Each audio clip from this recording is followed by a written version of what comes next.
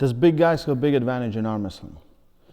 Like in any other strength or combat sports, usually the strongest, or you can say the best in their category, their sports, are the heavier guys.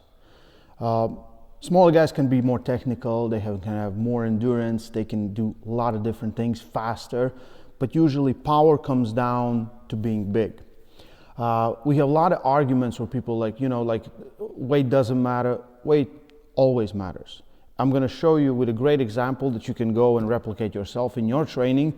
But just to understand it, like if me and you are same strength, but you are 20, 30 kilos bigger than me, it's going to be harder for me to beat you because I'm not just fighting your strength, I'm fighting your structure, I'm fighting the density of your arm, everything, because it's completely different human. Even though we are same strength levels, same goes if we're same strength levels, but you're smaller than me.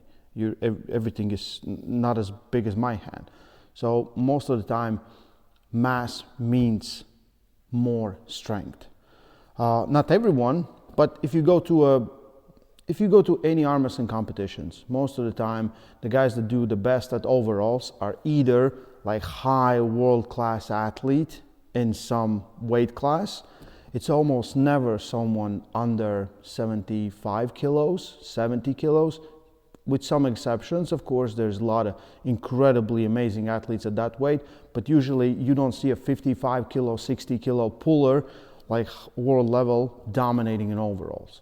So usually it's the bigger guys, and sometimes those bigger guys are not even like same, ranking level as the lower weight guy in their class. So I'm going to show you example that you can go and replicate by yourself to understand is exactly what you're fighting for, against what you're fighting when you're fighting someone bigger. Krasimir Kostadinov said this when we did a podcast on Core Sports channel. If that podcast is out, I'm going to put a link in the description so you can find and watch it. There's a lot of great things we talked about there.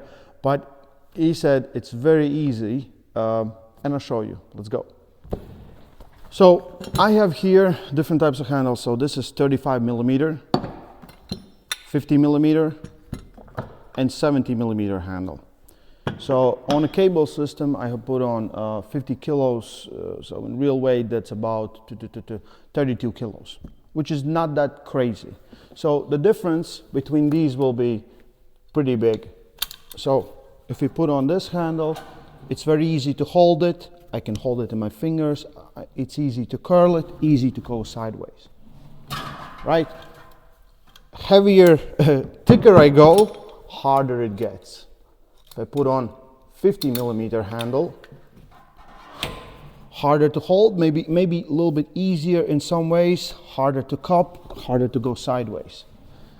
And if you go even heavier, not heavier, but thicker, it gets heavier because now the whole position of your arm changes. You see, like the difference between this and this is crazy. So harder to pull it down, harder to cup it, harder to go to the side.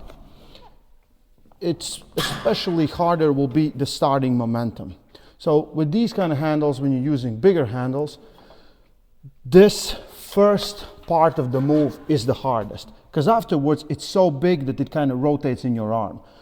And the same will be in arm wrestling match. Most of the time when you're facing somewhere bigger, like let's say Georgi Tsvetkov, his hand is so thick that it's very hard and just to get it right there. If you can get it, of course you have a good chance because now you have something. But most of the time, getting your cup anywhere over their hand is very, very difficult. So yeah, bigger does mean stronger, and there's an advantage to that. But don't be afraid. There's arm wrestling for everyone. This is why we have weight classes. This is why people are divided in weight classes. And so most of the time when someone asks you, is bigger better? Most of the time answer is yes.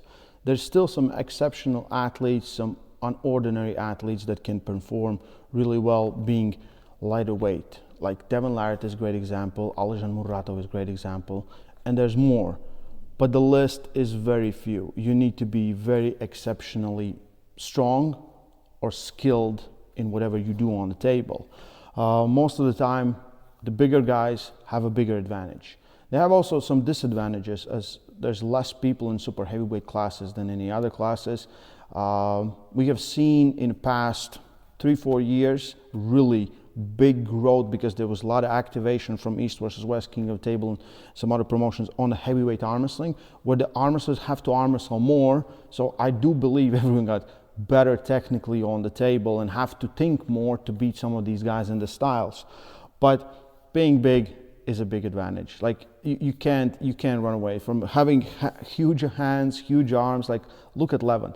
Levin, I think, is one of the best examples. He's big, so it's very uncomfortable to beat him, and I do believe he's the strongest arm wrestler we have. So he already beats you in one of those things. He's stronger than you, and he's bigger than you, and now you have to find structure. And I do believe he's a great arm wrestler. If you look at his matches, makes good adjustments, great timing. Even when he's pushed to the limits, doesn't stop and knows how to arm wrestle pretty well, and has been doing it for quite some time. So I do believe there's a reason, and it's not just because Levin is big. That's why he's beating everyone. There's few guys that are same size as him, or even have been bigger, but they're nowhere near him, at least now. So yeah, that's my take, because everyone always asks, can you beat this heavyweight? Most of the times, no. Sometimes, yes. Stay strong. Love arm wrestling.